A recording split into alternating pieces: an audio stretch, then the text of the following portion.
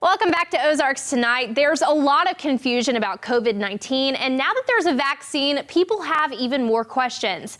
MSU's Dr. Amy Holm is setting out to answer your questions about the vaccine in a new podcast. Dr. Amy Holm has spent her career studying HIV and AIDS and has since shifted her focus to understanding COVID-19. Dr. Holm joins us now with more information. Thank you so much for joining us. Hello, absolutely. So tell us about your background in studying viruses. Right. So my PhD is actually in human genetics. Studied retrotransposons, which have some relationship with viruses.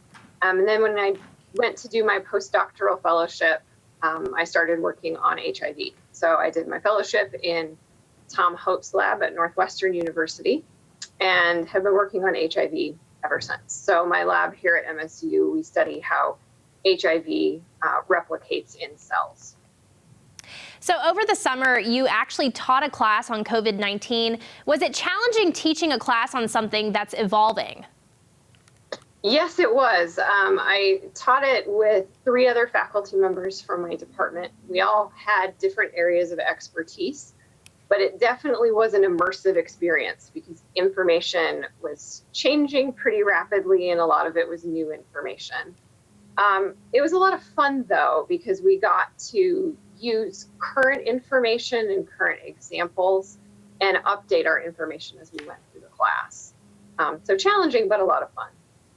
So as I mentioned, everything's evolving, new information's coming out every day almost. A COVID-19 vaccine was developed fairly quickly. How does this vaccine compare to other vaccines that have been developed, with other viruses and stuff?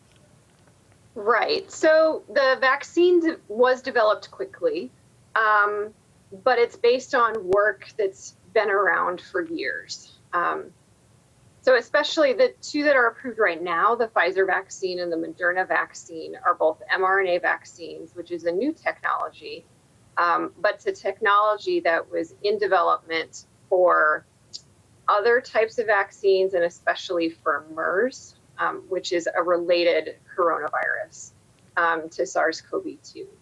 So when COVID showed up, Moderna especially adapted their technology into a COVID vaccine. The pace of the clinical trials was sped up, but the same steps for the clinical trials and the same number of participants are what a traditional vaccine trial would look like. The reason they were able to do it more quickly is they overlapped some of the phases and then they cut out sort of downtime in between the phases. And normally that downtime is in there with a company developing it to allow them to look at the data and decide if they're going to move forward or not. And because COVID is such a huge public health concern, they cut down that delay time. The vaccines have been approved under the FDA emergency use authorization, so that's a quicker procedure as well. But otherwise, the safety and efficacy marks and standards that have to be met have been met for both vaccines. So you mentioned the Moderna and Pfizer vaccines. Are we seeing that one vaccine is more effective than the other? The numbers are very similar between the 2. So they're both at about a 95% effectiveness, which is not surprising in a way because the technology between the 2 vaccines is very, very similar. The one vaccine that's been approved in the UK that has lower efficacy is the AstraZeneca vaccine.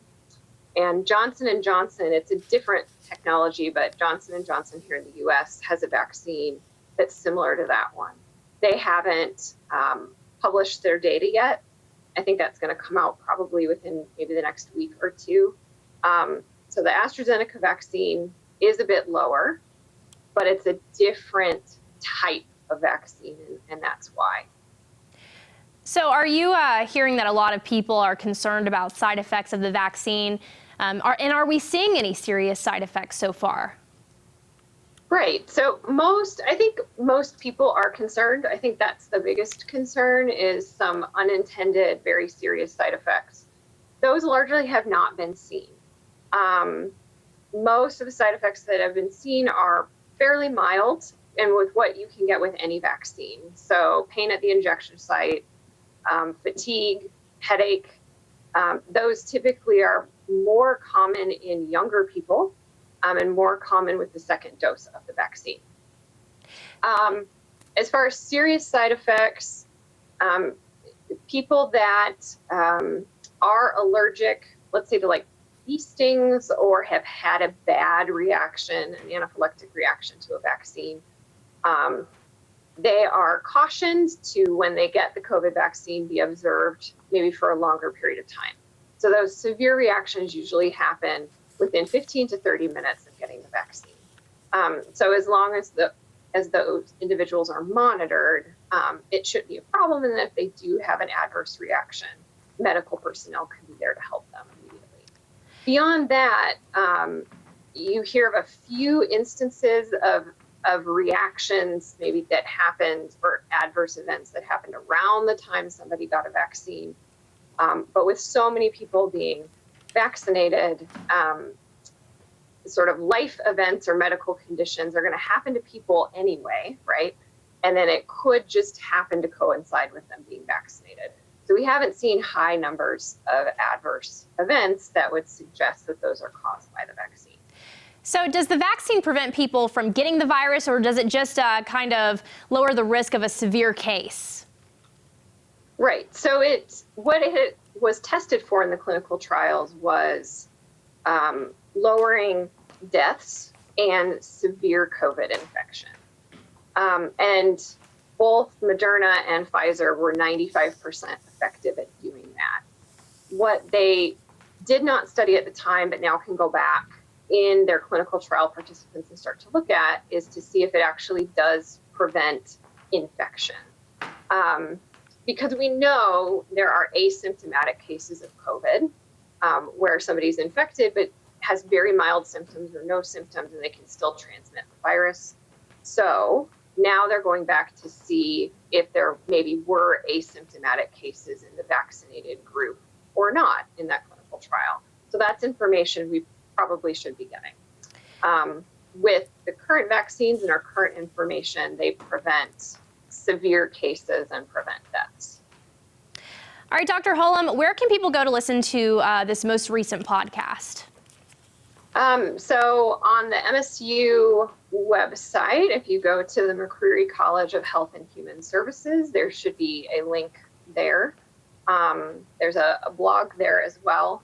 And the podcast is going to be a monthly podcast from our college about different health items that people might find interesting. So for this first one, it was vaccines. I don't know what next month's is going to be, but I would encourage people to check it out.